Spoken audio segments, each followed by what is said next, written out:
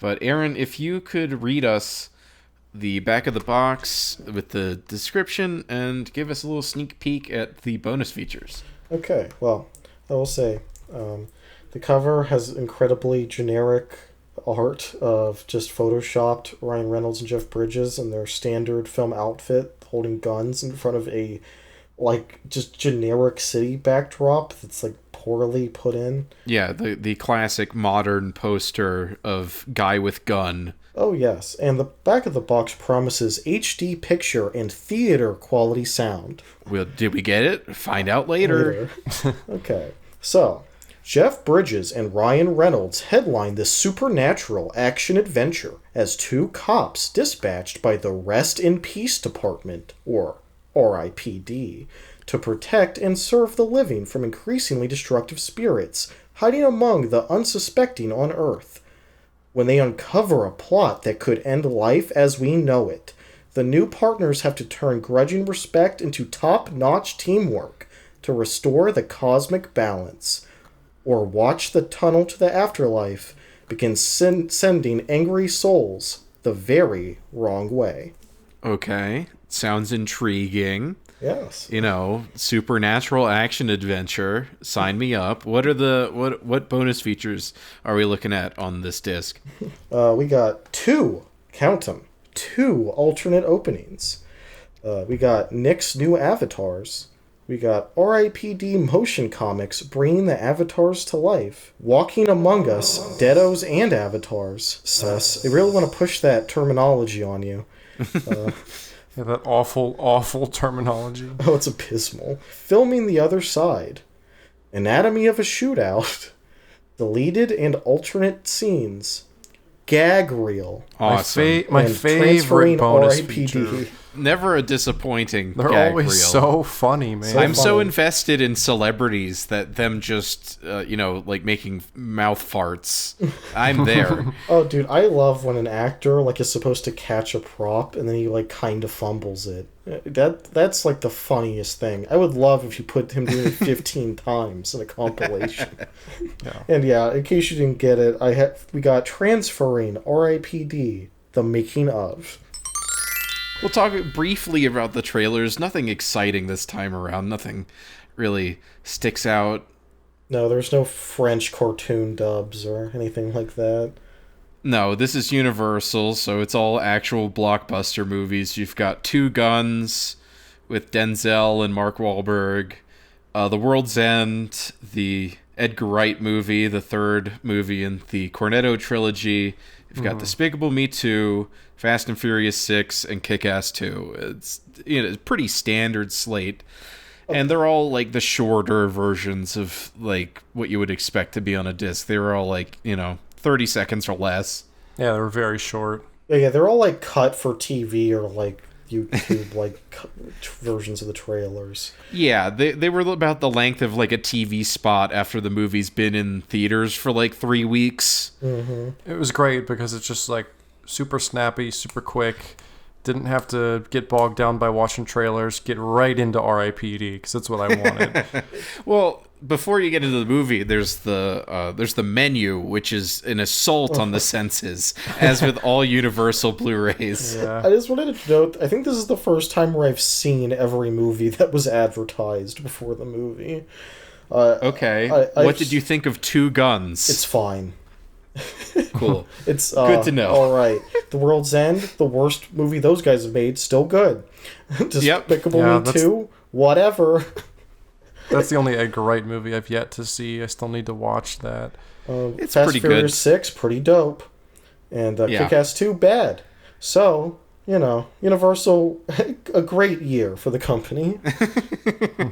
a peek back into the peak, I suppose. But yeah, so this menu, goddamn, man, because there are so many bonus features on this, as Aaron kept just fucking, it's read like Santa's fucking naughty and nice list. But the music that plays on this menu, it starts with a drum fill to kick off, and it's so loud. It's still in my mind. It's like playing in my head while you're talking about it. It's just like generic score.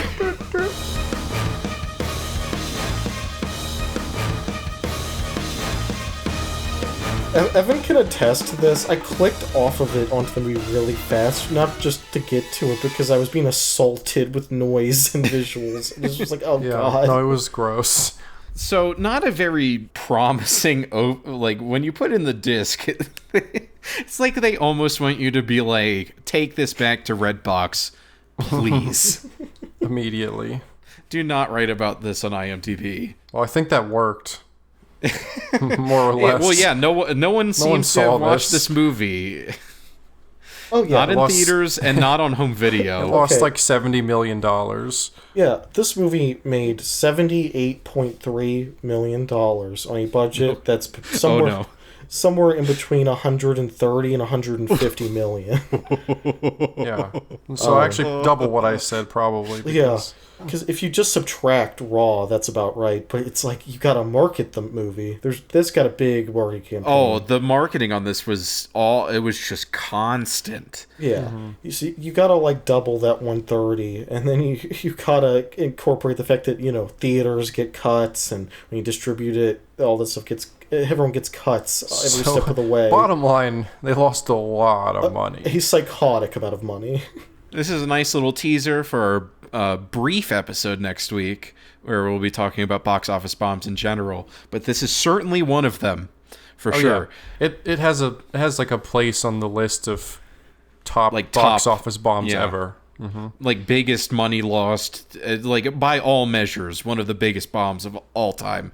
Yes, it's graced us with its presence. Yeah, and it was also a huge critical flop too, because I'm just checking the Rotten Tomatoes here. Oh, it's like a 13 or something. 13% on Rotten Tomatoes. That's pretty rough. Dude, oh, sub 20 is like oh. Yeah, that's like oh oof. yeah. You know, the closer it gets to 10, you know, oh my god. It's very clear that Jeff Bridges is having the time of his life, as he mentioned in the AMA, and it's also visible in the bonus features, which we'll get to right now. Mm-hmm. There are so fucking many. Yeah, there are. And that's the reason why the menu got so mind-numbing, is like each time you finished one, it spat you back out, and you just hear the drums. Oh my god, what a headache. So... I mean, that's already points off of these bonus features before you even see them. Yeah. Right. But we've already discussed the alternative openings. Yeah, we've covered a lot of these already because they just kind of naturally fit into the movie. So we'll just ignore the alternate stuff, and the one deleted scene's not worth mentioning. Oh, there's another alternate thing, because the one called Nick's New Avatars.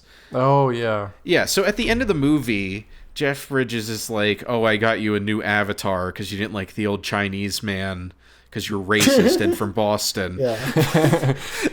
But then he's like, this one might be worse. And then it turns out that it's a Girl Scout, which seems completely, like, I don't know how you do anything when you look like a Girl Scout.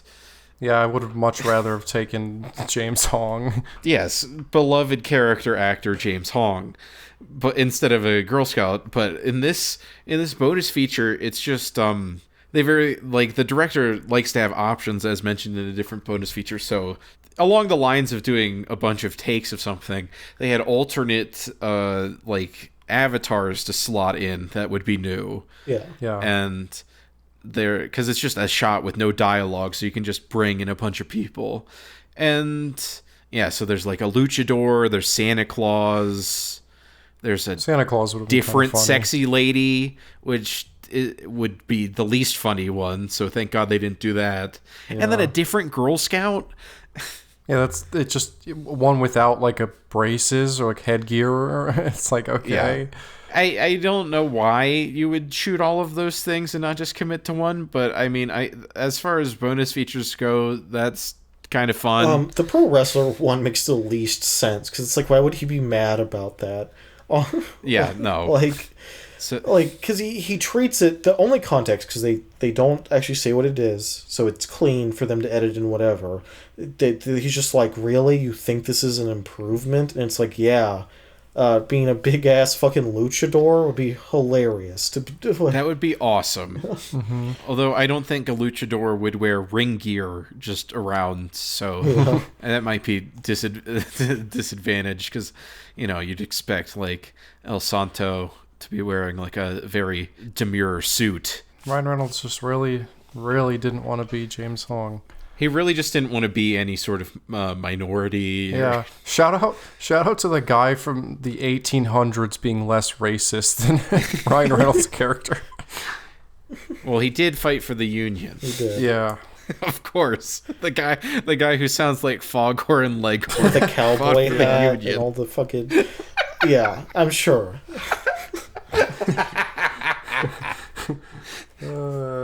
That's a good one. Yeah, fought for the Union to get off your damn land, maybe.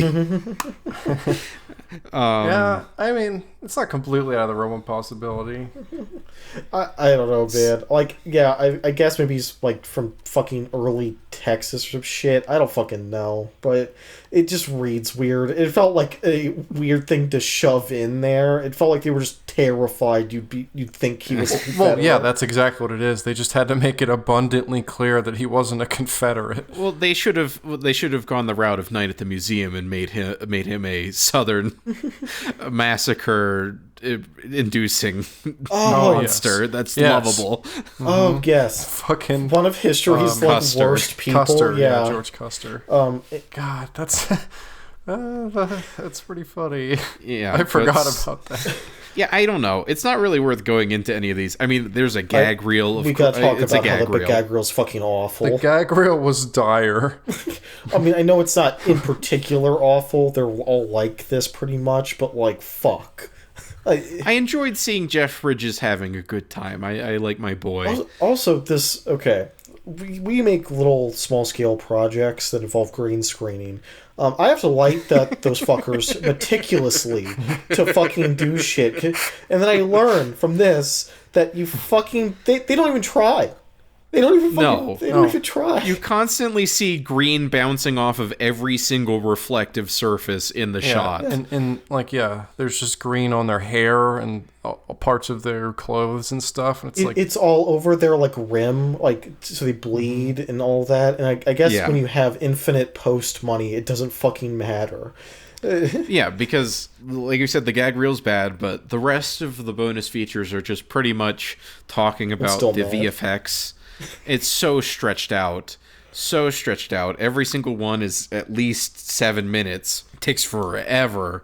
I mean, there's the making of where, of course, they're like, the vision of the director was so great, and the writer, I just love this script so much, like every other fucking making of And the original thing. comic was like a god-tier piece of art, and while we changed everything, we respected the source material. The most by the numbers that there has ever been, but the every other one that we haven't mentioned is just the VFX, just seeing what the green screen stuff is, and that's cool and everything, but it's so stretched out. And yeah, like Aaron said, there is no attempt at giving the poor special effects people in post in some sweatshop likely. Yeah, most likely.